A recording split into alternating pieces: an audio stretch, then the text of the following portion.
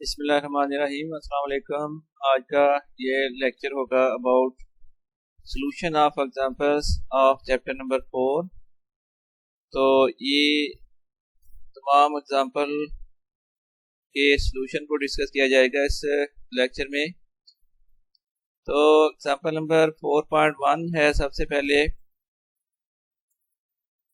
Statement find the resultant of three forces 12 Newton along x-axis, 8 Newton making an angle 45 degree with x-axis and 8 Newton along y-axis।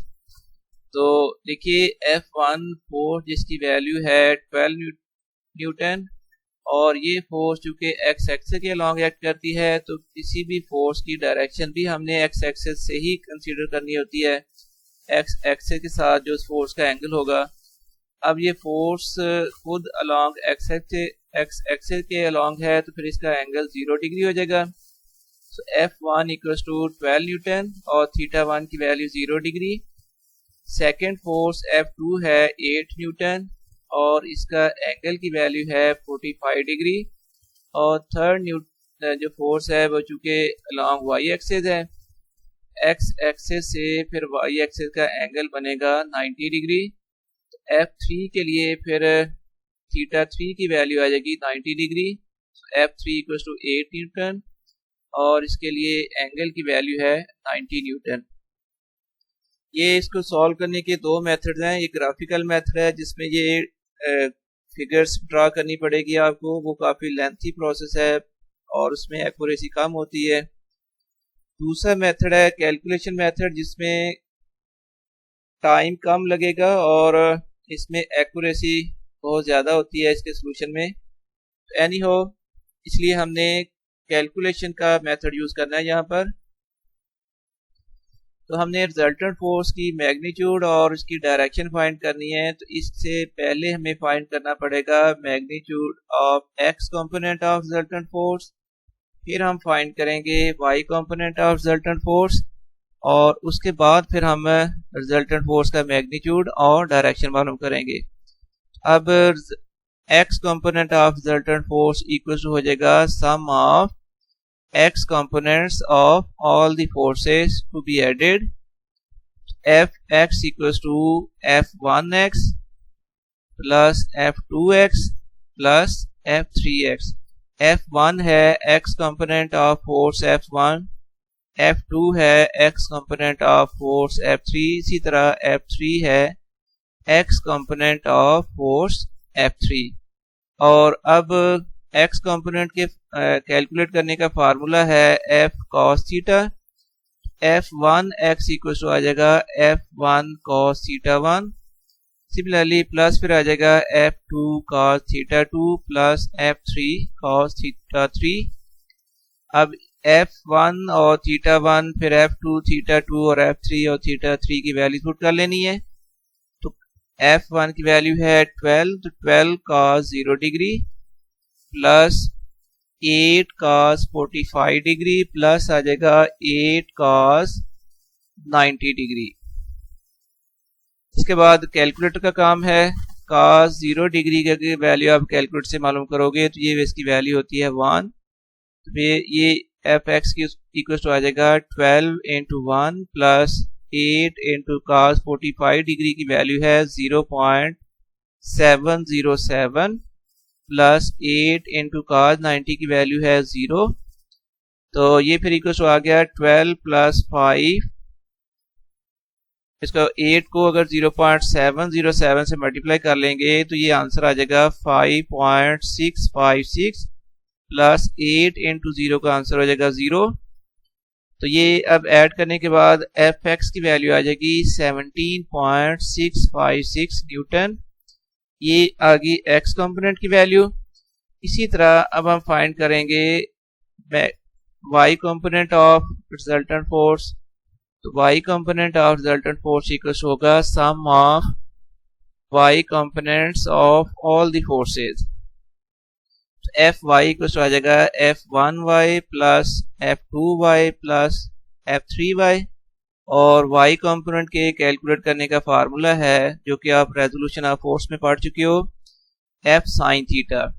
तो फिर F Y को आ जाएगा F1 sine theta 1 plus F2 sine theta 2 plus F3 sine theta 3।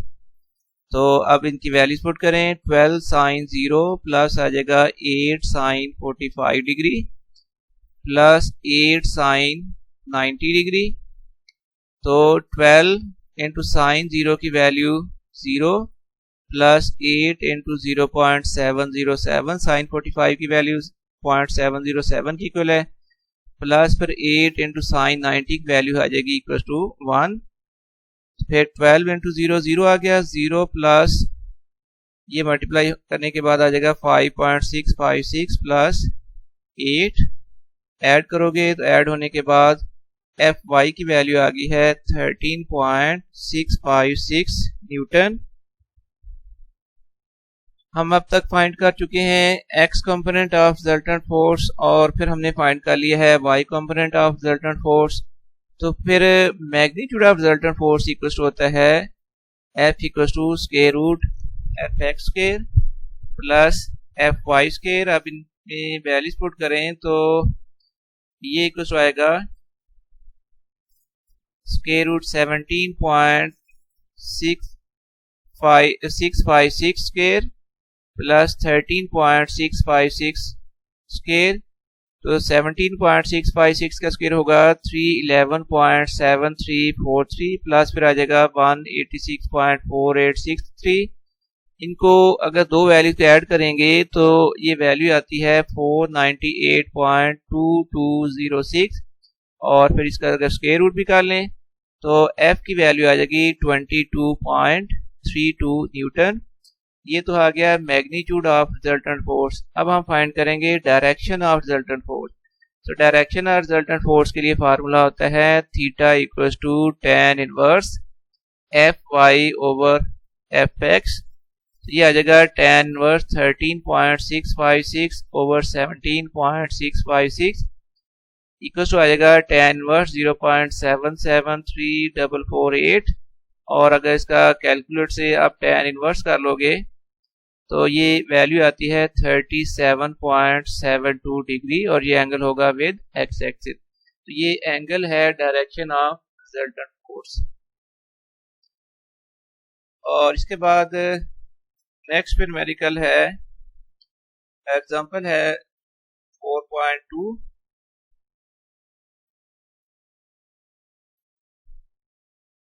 ये है कि a man is pulling a trolley on a horizontal road with a force of 200 Newton. साथ साथ अगर हम डाटा लिखें तो इसका मतलब कि फोर्स की वैल्यू F इक्वल टू है 200 न्यूटन और इसका फिर मेकिंग 30 डिग्री एंगल जो है, एंगल की वैल्यू है angle with horizontal equals to theta equals to है 30 degree. Find the horizontal and vertical components of its force. हमने हॉरिजॉन्टल कंपोनेंट जो कि इक्वल्स होता है एफ एक्स ये फाइंड करना है और इसका vertical component that is equals to F y ये हमने वैल्यू कैलकुलेट करनी है। एफ एक्स का फार्मूला होता है एफ कॉस थीटा। इसमें एफ और थीटा की वैल्यू पुट करें तो एफ एक्स पर इक्वल टू आ गया 200 cos 30।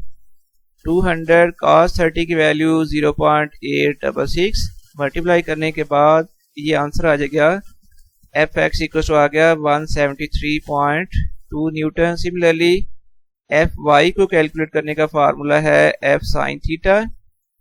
अब एफ और थीटा की वैल्यू पुट करें तो 200 साइन 30 और साइन 30 की वैल्यू होती है 0.5।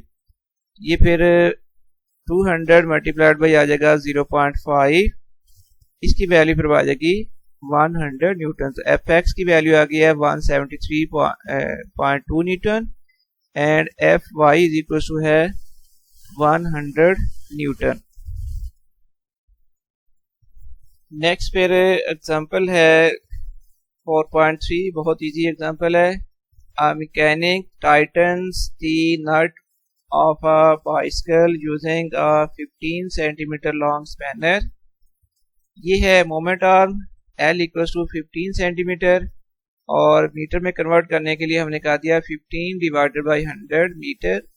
फिर मोमेंट आर्म की वैल्यू आ जाती है 0.15 metre by exerting a force of 200 newton. So force F की value 200 newton. Find the torque that tightened it. Torque की वैल्यू कैलकुलेट करनी है। तो टॉर्क का फार्मूला टा इक्वल होता है force multiplied by moment arm,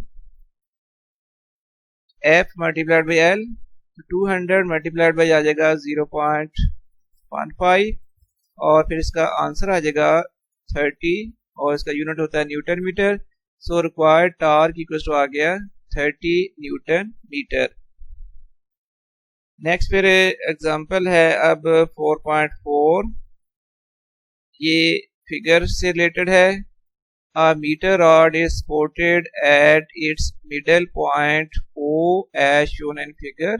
ये है मीटर रॉड, इसको मिडिल पॉइंट O पर सपोर्ट किया हुआ है, बैलेंस किया हुआ है। Block of 10 newton is suspended at point B और B पर जो एक ब्लॉक सस्पेंड किया हुआ है उसकी वैल्यू है 10 न्यूटन 40 सेंटीमीटर फ्रॉम O। इसका फिर O से डिस्टेंस है, यानी O भी डिस्टेंस जो है वो 40 सेंटीमीटर है। Find the weight of the block that balances it at point A 25 centimetre from O। O से फिर 25 सेंटीमीटर पर एक और वेट लटकाया हुआ है, इसको बैलेंस करने के लिए W2 को, उसकी हमने वैल्यू फाइंड करनी है। पहले अगर डाटा लिख लें तो जो गिवन वेट है उसको हम क्या लेते हैं W2 इक्वल टू 10 न्यूटन और इस W2 के लिए मोमेंट आर्म की वैल्यू बन जाएगी OB इक्वल टू है 40 सेंटीमीटर और ये मीटर में वैल्यू आ जाएगी 0.4 मीटर।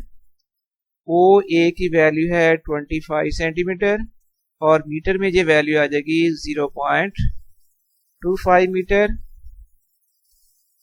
हमने W1 कैलकुलेट करना है। अब सबसे इजी मेथड आपको बताना है कि देखिए जब ये रॉड बैलेंस्ड है तो बैलेंस कंडीशन में फिर इसका anti clockwise torque equal to होगा क्लॉकवाइज टॉर्क के। जब भी कोई रॉड कोई सिस्टम जब बैलेंस होता है तो then its clockwise torque equal to anti clockwise torque, या आप कह लें कि anti clockwise torque equal to clockwise torque. और दूसरा कंसेप्ट क्लियर करें कि क्लॉकवाइज टॉर्क और एंटी क्लॉकवाइज टॉर्क कौन सी फोर्सेस प्रोड्यूस कर रही हैं। तो पहले देखिए कि ये W1 जो है ये रॉड को डाउन मूव करती है। जब ये रॉड डाउन मूव करेगा तो जो साइड एंड B है इसका वो अप मूव कर जाएगा। अगर ये डाउन और ये अप मूव करे तो ये एंटी क्लॉकवाइज रोटेशन पैदा हो जाएगी। और सिमिलरली W2 जो इसको डाउनवर्ड मूव कर रहा है रॉड को, तो उस वजह से ये साइड अप चली जाएगी, ये डाउन, और ये जो रोटेशन बनेगी ये फिर क्लॉकवाइज रोटेशन हो जाएगी। तो अब इसका मतलब ये हुआ कि W1 anti clockwise torque produce करता है और W2 जो है वो क्लॉकवाइज टॉर्क प्रोड्यूस करता है। और अब टॉर्क का फार्मूला होता है force multiplied by moment arm. तो फोर्स W1 है और इसका मोमेंट आर्म है OA इक्वल टू फिर आ जाएगा W2 मल्टीप्लाइड बाई इसका मोमेंट आर्म है OB। तो W1 multiplied by 0.25 equal to 10 multiplied by आ जाएगा 0.4। ये 0.25 W1 इक्वल टू आ गई इसकी वैल्यू 4, तो W1 इक्वल टू आ जाएगा 4/0.25। डिवाइड करने के बाद ये आंसर आ जाएगा 16 न्यूटन और W या फोर्स का यूनिट न्यूटन होता है, तो फिर W1 इक्वल टू आ गया 16 न्यूटन। ये सबसे इजी मेथड है बच्चों जो आपको एक्सप्लेन किया गया है। Clockwise torque equal to anti clockwise torque कर लें बुक में या बाकी कहीं और आप इसी जगह से देखोगे सॉल्व किया हुआ, तो ये वो इससे ज़्यादा मुश्किल मेथड होते हैं। ये सबसे इजी मेथड आपको बताया है और आप इसी से अगर सॉल्व करेंगे तो ये ज़्यादा इजी लगेगा आपको। ये कंप्लीट हो गया सॉल्यूशन इसका। इसके बाद अब नेक्स्ट एग्जांपल हम सॉल्व करेंगे जो कि है 4.5 और ये एग्जांपल की स्टेटमेंट इस तरह है a block of weight 10 Newton is hanging through a cord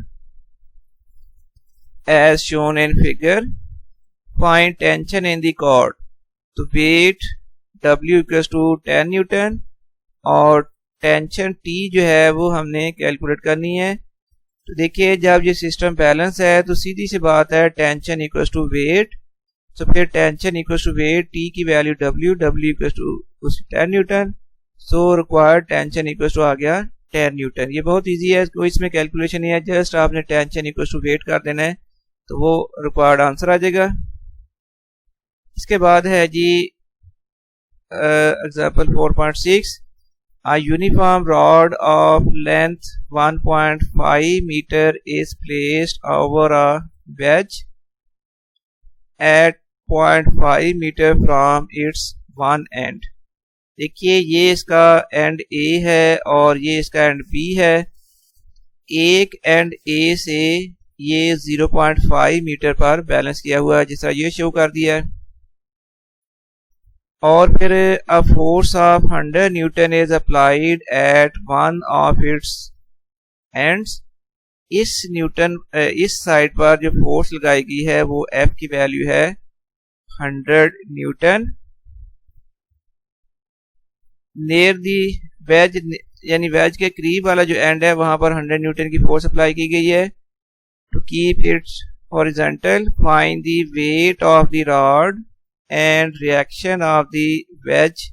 तो हमने अब इस का मालूम करना है, वेट ऑफ द रॉड मालूम करना है और फिर यहाँ वेज पर जो अपर डायरेक्शन में नॉर्मल रिएक्शन एक्ट करता है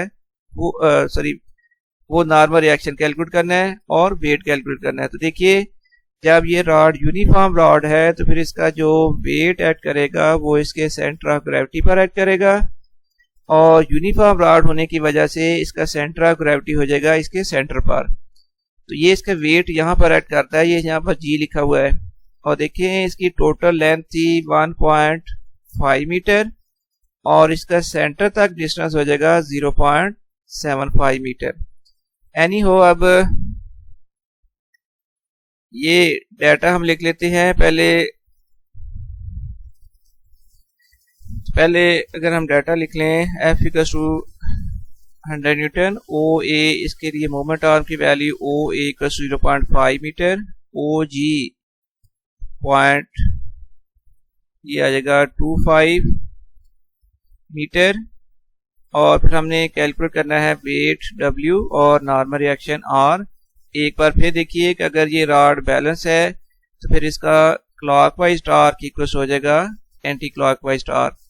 और देखिए कि ये फोर्स W जो है ये क्लॉकवाइज टॉर्क प्रोड्यूस करती है, फिर clockwise torque equals to anti clockwise torque और टॉर्क का फार्मूला होता है force multiplied by moment arm. यहाँ पर फोर्स W है और इसका मोमेंट आर्म है OG। तो W multiplied by OG equals to anti clockwise torque produce करने वाली फोर्स है F। तो F मल्टीप्लाइड बाय इसका moment arm OA equals to anti clockwise torque आ जाएगा F मल्टीप्लाइड बाय OA। अब अगर वैल्यूज पुट कर लें तो W multiplied by 0.25 equals to 100 multiplied by 0.5। तो फिर ये वैल्यू आ जाएगी 0.25 W इक्वल्स टू 50। हमने W की वैल्यू फाइंड करनी है तो W फिर इक्वल्स टू आ जाएगा 50 ओवर 0.25। सो W की वैल्यू आ गई 50 को अगर 0.25 से डिवाइड करोगे तो ये आंसर आ जाएगा 200 और फिर W की वैल्यू आ जाएगी 200 न्यूटन।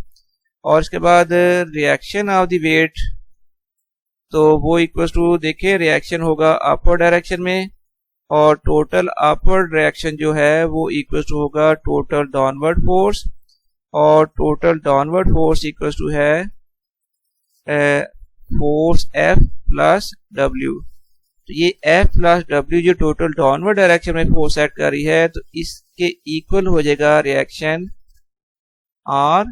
फिर R equals to F plus W, अगर इनको प्लस कर लें तो 100 प्लस 200 ये आंसर आ गया है 300। So reaction force equals to 300 newton और ये देखिए यहाँ पर ये नॉर्मल रिएक्शन अपवर्ड था और ये टोटल डाउनवर्ड फोर्स के इक्वल होना है और टोटल डाउनवर्ड फोर्स है F प्लस W।